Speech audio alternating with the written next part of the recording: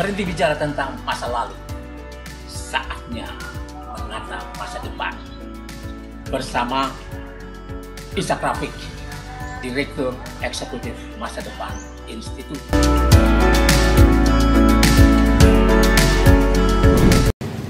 Assalamualaikum warahmatullahi wabarakatuh. Saudara-saudara sekalian, kita jumpa lagi. Anda bersama Ishak Rafiq, Direktur Eksekutif Masa Depan Institut. Panjangnya Institut Masa Depan Indonesia. Kita kembali ke masalah politik. Teman-teman BEM dan alumni perguruan tinggi beberapa waktu lalu menemui saya, digundang dia dan menanyakan tentang perkembangan kemungkinan Presiden Jokowi akan mengambil alih Golkar, atau tepatnya akan masuk dalam bursa pemilihan ketua umum Golkar. Bagaimana kita melihat ini, katanya? Apakah ini mungkin? Menurut saya ini sesuatu yang sangat mungkin. Tapi mungkin Jokowi tidak menginginkan itu. Tapi apa yang sedang berkembang ini menunjukkan bahwa dinamika politik di Indonesia sampai saat ini dikendalikan oleh Presiden Joko Widodo. Meskipun sebentar lagi ya kekuasaannya akan habis periodenya dan akan dilanjutkan oleh presiden baru bersama kabinetnya. Tapi Presiden Jokowi memang sangat piawai membuat belantika politik di Republik ini menjadi terus-terusan menanti apa yang akan dibuatnya.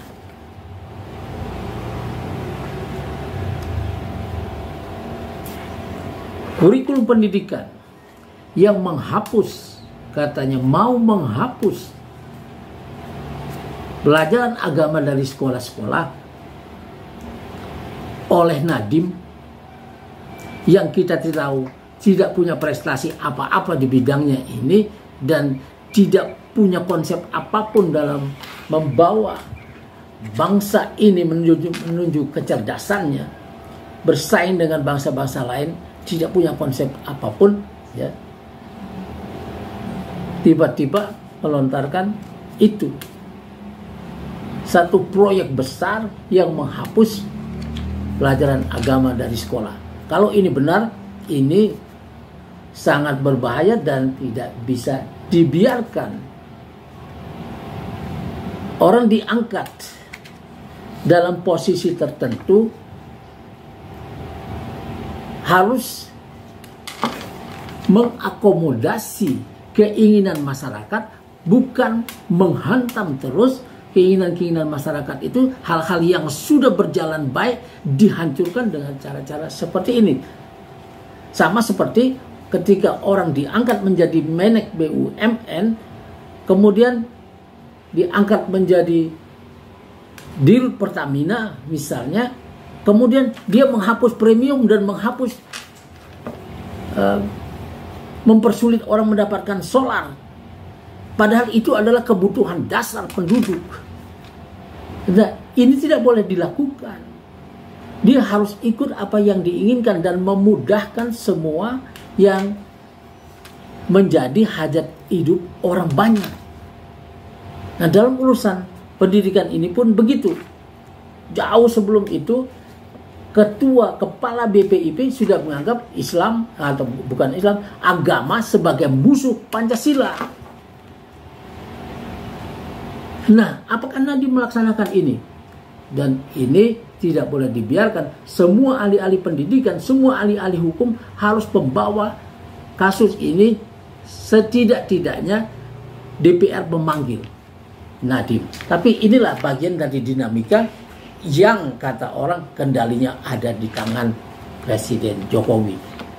Sehingga semua entitas politik, organisasi dan lain sebagainya di Republik ini semua bergantung dan nyap-nyap menghadapi Presiden Joko Widodo yang sangat piawai memainkan ini bersama tim istana yang dianggap sekarang sebagai tim dinasti.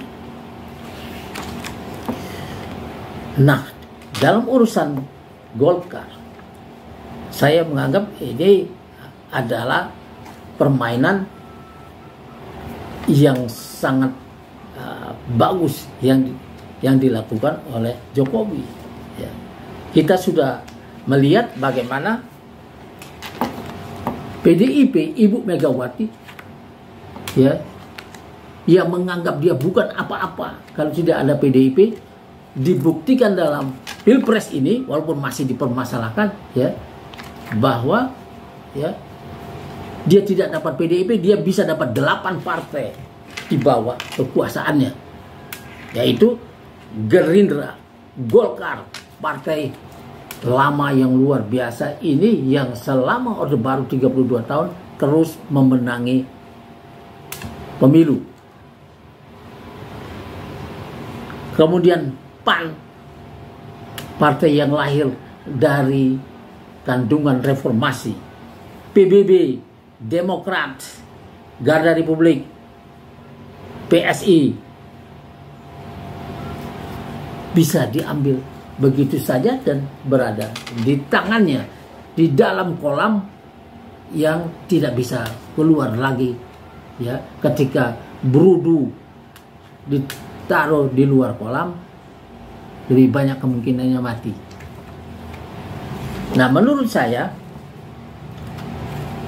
ini adalah permainan tingkat tinggi dalam dunia politik yang sebetulnya tujuan utamanya adalah menguasai PDIP, dan PDIP sudah dibikin kalang kabut gara-gara ini. Apabila berhasil menguasai Golkar, saya pikir tidak hanya Golkar akan welcome itu selama Jokowi masih presiden. Tapi setelah 20 Oktober nanti akan lain keadaannya. Nah, maka seperti biasa, ya, Jokowi akan melakukannya ketika masih berkuasa, ketika Pilpres tidak cuti, supaya kendali itu tetap ada. Tapi ini dalam ilmu perang memang sangat diminati. Semua orang ingin melakukan hal yang sama kalau punya kekuasaan, dan itu sudah ditulis oleh Sun Tzu 2500 tahun sebelum kita ini.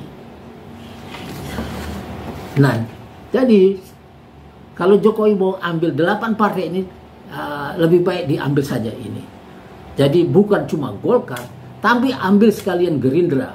Mungkin akan dikasih juga oleh Prabowo. PAN mungkin juga akan diberikan oleh Julhas dan kawan-kawannya yang telah memecat Amin Rais dan lain sebagainya, dan orang-orang baik dari PAN, sehingga tidak punya perlawanan lagi kecuali ikut tersandra bersama ketua umumnya itu. Kemudian PBB juga, walaupun tidak berharga, tidak masuk electoral threshold, Jokowi kalau mau ambil PBB ini pasti dikasih, dan mungkin bisa membuat Yusril Iza Mahendra naik kelas karena dekat dengan presiden. Demokrat yang sudah dikuyok-kuyok sekian tahun dan kemudian masuk kolam juga bisa digiring seperti itu, baiknya diambil juga oleh Jokowi. Dan Garda Republik dan PSI yang sudah demikian rupa diusahakan agar masuk parlemen, tetap juga tidak bisa masuk, tidak ada harganya di masyarakat, tapi telah membuat partai-partai yang sudah tergabung dalam koalisi Prabowo Gibran, ya, dan upayanya untuk membawa PSI terang-terangan lewat sistem masuk parlemen tidak diprotes oleh yang lain-lain, tidak diprotes oleh PBB-nya Yim Yusril Iza Mahendra, oleh PAN-nya Zulhas, oleh Demokrat, oleh Golkar, oleh Garda Republik, dan lain-lain. Dan juga dari partai lawannya juga tidak memprotes ini. Sebetulnya jauh sebelum Pilpres harus dilakukan. Tidak boleh dilakukan hal seperti itu. Ada keinginan pemerintah yang berkuasa untuk memasukkan partai tertentu ke parlemen dan mengusahakannya habis-habisan seolah-olah dia bagian dari itu. Ya memang anaknya ada di sana setelah diangkat jadi ketua umum walaupun tidak pernah menjadi kader PSI. Nah, yang ini adalah ambil saja sehingga nantinya Presiden Jokowi bisa membuat fusi 8 partai ini menjadi satu partai saja. Sehingga Republik ini tidak terlalu capek urusan dengan partai yang banyak yang menghabiskan energi dan biaya yang sangat besar dalam setiap pemilu dan pilpres. Jadi agar ini diambil dijadikan satu saja oleh Jokowi, itu saran dari Masa Depan Institute. 8 partai ini menjadi satu partai. Namanya bisa diusahakan nanti. Yaitu apa saja yang diinginkan oleh Presiden Jokowi sebagai namanya nanti. Bisa saja partai gabungan Indonesia, sehingga nanti ada yang pada pemilu berikutnya, ya pilpres nanti mungkin cuman ada ya partai gabungan dari 8 partai pendukung Prabowo Gibran ini, ya, atau beberapa nggak usah digabungkan, dibubarkan juga boleh kalau yang tidak masuk electoral threshold, supaya tidak bikin biaya terlalu tinggi, boleh dibubarkan saja menjadi partai non parlemen dan tidak usah ikut pemilu lagi. Cukuplah yang tidak masuk ini dibubarin. Dia sudah diseleksi secara alami oleh penduduk sehingga dia tidak masuk electoral threshold. Kemudian nantinya ada lagi lawan, yaitu Nasdem, PKS, dan PBB. Kalau ini nanti mau bergabung jadi satu partai juga tidak apa-apa, boleh-boleh saja. Dan yang ketiga PDIP dan P3. P3 kalau tidak masuk electoral threshold, kita relakan saja untuk bubar, tidak apa-apa. Atau boleh bergabung masuk kolam bersama 8 partai yang lain. Itu. Tapi menurut para pengamat, berapa kali saya bertemu dalam diskusi-diskusi, sebetulnya yang diinginkan oleh Jokowi adalah PDIP. Jadi ini ambil jalan manuver dulu ke tempat-tempat lain, ya, kemudian baru nanti diambilnya PDIP. Dan kalau dia mau, banyak kader PDIP akan membuka pintu lebar-lebar buat Jokowi. Dan ini yang akan terancam adalah orang-orang yang dulu sudah berdarah-darah membangun PDIP. Dan Terah Soekarno adalah yang pertama akan menjadi korban tentunya. Nasibnya akan sama seperti Terah Soeharto di Golkar. terah Gus Dur di PKB, nanti mungkin terah SBY di Demokrat akan habis juga.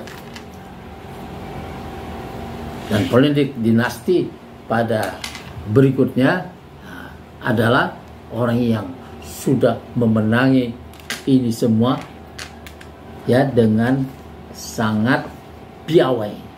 Saudara-saudara sekalian, itu pandangan kita yang nanti akan kita buktikan dalam dalam bulan-bulan berikut ini. Wassalamualaikum warahmatullahi wabarakatuh.